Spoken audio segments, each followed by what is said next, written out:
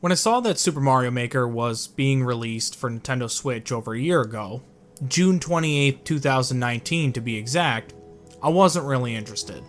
I watched a few reviews and honestly, I gave it a hard yawn. I wasn't about to pay full price for a game to make my own levels. I didn't have a Wii U when the first one released, so I didn't even know about it. At least until I had seen Super Mario Maker 3DS was releasing when I was at GameStop one day and asked the guy behind the counter, "What is it?" When he explained to me that it was a Mario game where you make your own levels, I asked the guy, why would anybody want to do that? I sometimes think of myself as a creative person, but most of the time I don't. However, about a month ago, I was watching a top 10 or top 25 Switch game video or something like that, and noticed that this gamer listed Super Mario Maker 2 for the Switch as one of those games. I saw it was on sale on Amazon for $39.99 last week, and figured, I'll give it a shot. Although I pretty much knew I was gonna hate this game. Or so I thought. But the real question to be answered here is, what's it worth in late 2020, around the holiday season? Well, I hope to be able to give you that answer in this video. Now, a quick disclaimer before I get too far into the video.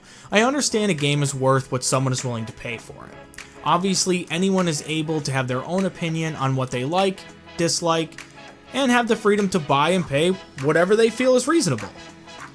This is just my opinion based on the content within a game, how long it is, replayability, and if a multiplayer is available, how good it is.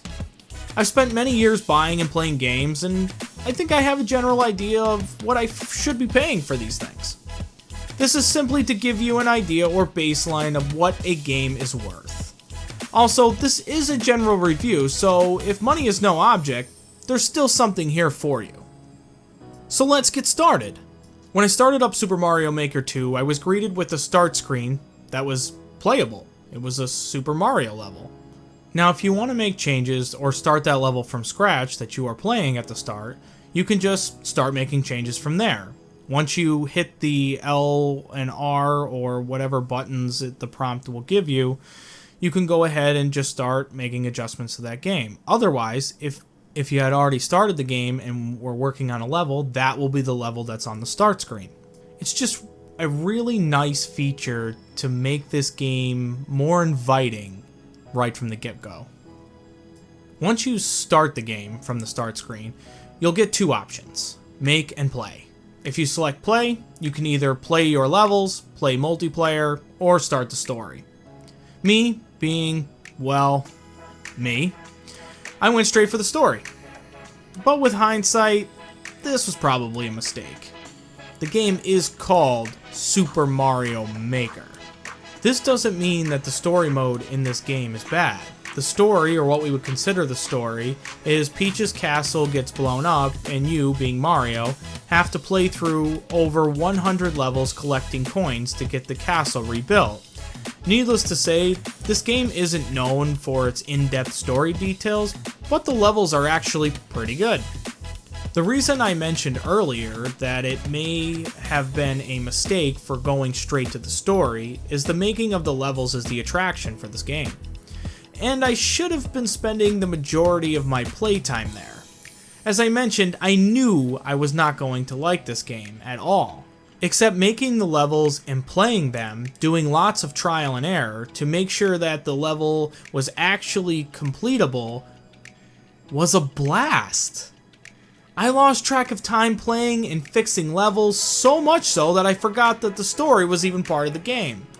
I found myself using clever ways to complete certain parts of the levels. I also liked how much customization there was.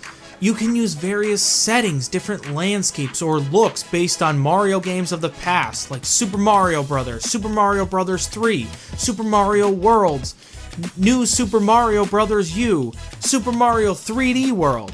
There is a wide array of enemies, different items, props, and so much more.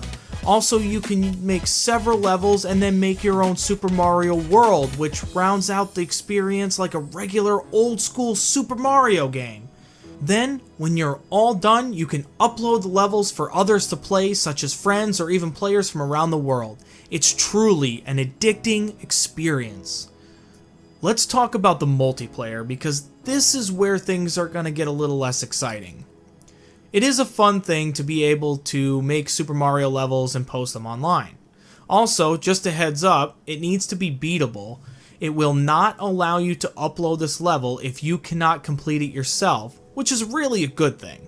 There is also an enormous variety of levels that other players have created and uploaded online. If you just wanted to spend an entire day playing Super Mario levels on Super Mario Maker that are completely unique, you definitely could.